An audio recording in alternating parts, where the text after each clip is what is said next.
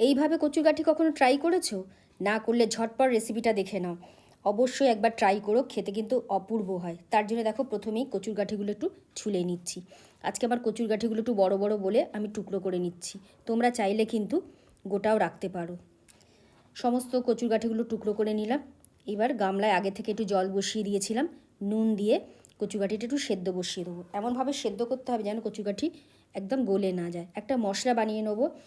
শুকনো খোলায় জিরে, ধনে, কালো জিরে, শুকনো লঙ্কা, রসুন ভালো করে একটু ভেজে নিয়ে মিক্সিতে পেস্ট করে নেবো। এদিকে কড়াইতে সর্ষের তেল দিয়ে নুন হলুদ দিয়ে খুব লাল লাল করে কচুটা ভেজে তুলে নেবো। এবার একটা পাত্রে বাটা মশলাটা পরপর মশলাগুলো দিয়ে একটু কাঁচা তেল দিয়ে ভালো করে মিক্স করে নেবো। নিয়ে ভাজা কচুটা দিয়ে খুব ভালো মতো মাখিয়ে নেবো। কড়াইতে সর্ষের তেল দিয়ে সাদা জিরে ফোড়ন দিয়ে এবার মাখানো কচুটা দিয়ে দেবো। বাটিটা ধুয়ে জল দিয়ে দেবো। এইবার গ্যাসটা কিন্তু একদম সিমে করে দিতে হবে আর খুব ধীরে ধীরে রান্নাটা করে নিতে হবে।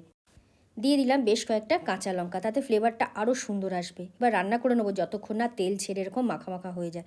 রান্নাটা হয়ে গেলে নামানোর আগে দিয়ে দেবো বেশ খানিকটা ধনেপাতা কুচি। তাহলেই রেডি হয়ে যাবে দারুণ স্বাদের এই লোভনীয় রসুন কচু। একবার অবশ্যই ট্রাই করো, গরম ভাতে এর জুড়ি মেলা ভার।